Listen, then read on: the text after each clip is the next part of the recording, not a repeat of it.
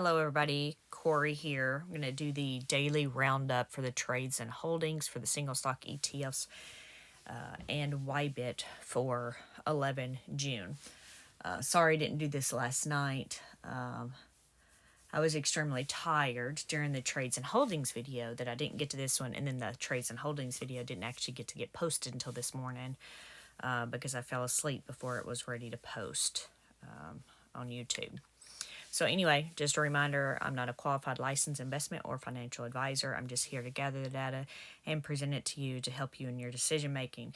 YieldMax ETFs are extremely risky. Please make sure you understand the risk in these. These are defined on their website.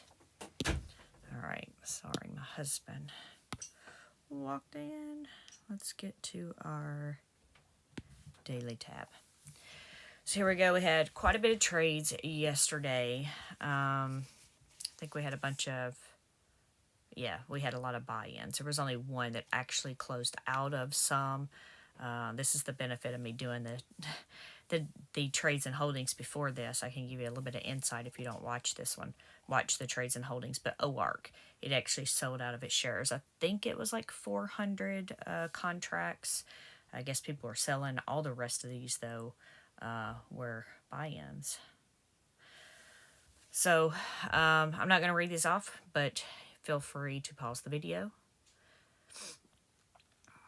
And then, so for crash down there, that 1850 is for the premium for the long call.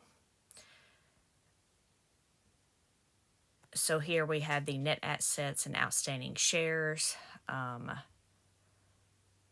for all of these funds, including YMAX, YMAG, and Ulti at the bottom. Net assets, outstanding shares. Again, you're going to have to pause the video if you want to look at specific ones here. I just run through this and give you this data. And then we had the current price with the exception of SNOY, which I believe it was 2020. Don't know why it didn't show up here. Well, I guess I should copy and paste this because I haven't copied and pasted this data, which is interesting. All right, so I need to do that as soon as I get off of here before the market opens. But I believe it was 2020. If we move on, then we have the stock prices here. The previous day, today, well, actually, I'm sorry. So today's Wednesday, so Monday's close, Tuesday's close, and the difference here, if you want to see those. Ooh, JPMO is down 53 cents. Misty was down 90. PayPay was down at 63. I didn't realize that several of these were down so much. Coney was down 49. Of course, we knew Apple, or I knew Apple would be up because of Apple, but it was up 71 cents. YBIT was down 67 cents. Wow, I'm sorry, I should have been reading those things in percentages, right? So our biggest winner of the day was Apple at 4%. Biggest loser was YBIT at 4%. Then we had JPMO was down 3%, Misty down 3%, PayPay down 3%. We didn't have any up 3s or 2s, just some 1s there. We do have some down 2s. So we have Tesla down 2, Coney down 2. All right, let's move on. Oh, that's probably why I didn't have stuff pasted last night, because I was waiting on the IVs to load, and they weren't loading. I don't know why I was having a bunch of issues last night, which seems to be the norm, but what I did do is pull out all of the, May and before, so I thought that would just having June in here, it would work. It didn't, and then I have a special workbook that I have made just to pull the data in, and it was even having problems last night without all the extra tabs, so I don't know what was going on. But sometimes Google does not want to work the way I want it to, or Google Sheets. So anyway, you have what little bit IVs have loaded here, and then the stock prices here, if you want to look at those. Again, pause the video, but Apple was up 7%. Other than that, everything, not much else there is up goes. We had Coin down 2, Dizzo down 2, JPM down 3, MicroStrategy down 3, PayPal was down 3, Bitto was down 3, and Tesla was down 2. So I'm going to hide the data, And then we're going to look at the differences here between the changes of the YieldMax and the underlying. So big difference between the Apply and Apple, right? Apple did 3% better than Apply. And basically everything else was zero, between 1%. Most of it here is 0%. Obviously there's trailing decimals, but just using the rounded. Now what I didn't do is update the numbers at the bottom, but they shouldn't be a formula, so I should be able to change them. So 1, 2, 3, 4, 5, 6, 7, 14. So we have 14. But I said, and I forgot to do this, we need to change the number that we have. So looks like we have 22 funds. If we're going, well, am I including what? Biddo? Yeah, I guess we'll include Biddo in this until it has more than one stock and we pull it out. So we'll go ahead and include it. So that gives us 22 funds. So let's first, I'm going to change this formula just because it makes it so I don't have to type both numbers. I know, it's lazy, right? No, I forgot what I said my number was. So 1, 2, 3, 4, 5, 6, 7, 8. So this one should be 8. So this one's 14. Right? Yes. So 14 of the YieldMax, wow, funds did better, ETFs did better than the underlying, and 8 underlying did better than the YieldMax, which I didn't realize the S&P was flat yesterday. Or did I miss something?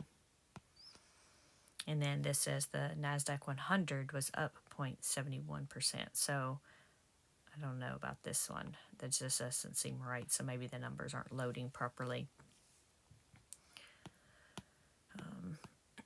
Okay, so let's see what else we have. We have the days to recovery. I briefly glanced at it. Oh yeah, I did not, because I guess it hadn't loaded when I looked at it. So this one is actually recovered. I'll have to go back and look to see. Well, what was it? So that can be right at the top. 6.6. That should be probably 6.5, I bet. I have this schedule here. Okay, no, 6.6 was the, well, that one other still should say 6.5 because 6.6 was the ex-dividend date. Of course, I'll change it on the data tab here, but I need to, here, let's actually just go change it where it's supposed to be changed, and we'll just copy it over so next time it won't be wrong. I don't know why I'm just catching that. But this is the day before the drop, which is why this is supposed to be the 5th.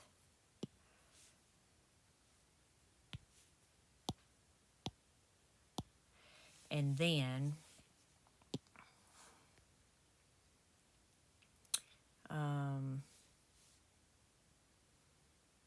there was something else I thought I needed to change here. Well, one, if I change the data on the other one, it's not going to be there later. So is that the only one? So that's the only additional one that has recovered and is the first to recover of the first group, or the beginning of the month group here. So that means 6.6 was,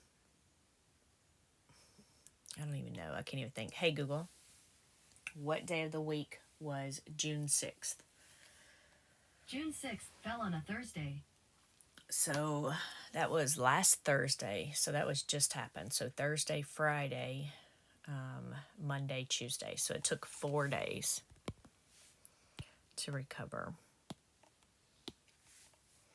So that's pretty good. Of course, there were special circumstances here, right? It wasn't just a normal recovery. It was news and events and everything else. But I don't keep up with that kind of stuff. But anyway, at least we did have one to recover.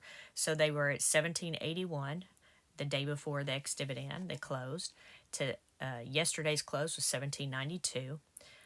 So we are up 11 cents. The dividend was 40.4043 cents, and we're up since that drop of 51 cents. So we've recovered that dividend 127%. All right. So, and then of course, tomorrow is the declaration date for YieldMax, YMAG, and Ulti at the bottom. So I guess YMAX is not going to recover its dividend this month, but YMAG did. All right. So if we go look at, I'll zoom in here. And am I in the right tab? No. Okay. Let's go over here. So we won't have a bunch of NAs because the holding's not wanting to load. This one's actually came from one that's already been frozen in time, and so has, well, I say so has this one, but I haven't copied, nope, see, I haven't copied and pasted my formulas, so I need to go do that fairly quickly. So let's go through this real quick. These are the number of short calls or short puts that we have.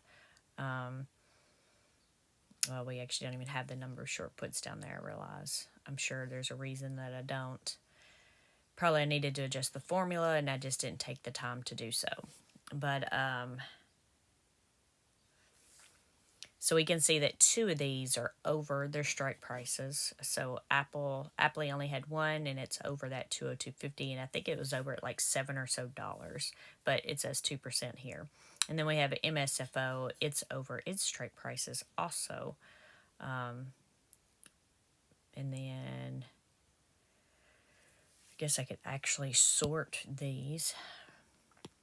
So if you want to see which ones are close, Phoebe, Nestle, and AMSI are within 1% of their max strike prices. Zomo within 2%. SNOY, Dizzo, and GUI are within 4%. Misty 16% away because I guess because it keeps going down. Same thing with Coney, it's 13% away. So yeah, I'll put these in back in alphabetical order for you. But then the next two columns, as most of you probably already know, this is how it affects the share price as far as the market value of the short calls broken down to the share price. So for instance, MSFO there, it's maxed out. It's bringing the stock down 35 cents or 1.6% due to being over its strike prices. So you can see that significantly more than the rest of them, with the exception of Apple, that is also over its strike price, which is bringing the stock price down 48 cents or $2.07. I mean, 2.7%.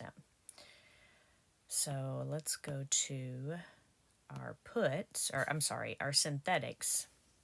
This is what happens when I start mixing crash and the rest of them shorts and longs. But so looking here, a couple of these have more than two synthetic positions. NVIDIA does not have more than two. Just know that there is an error on the log that's causing two different prices. $113 and $113.01. I thought they would have fixed it yesterday. I guess if they don't fix it, I guess usually, so I got to where I don't even mention these things because usually they'll catch them and then they'll just fix them, and so I don't reach out to Jay or anybody else. But I guess if it goes on again another day, then I guess I could reach out and say something. But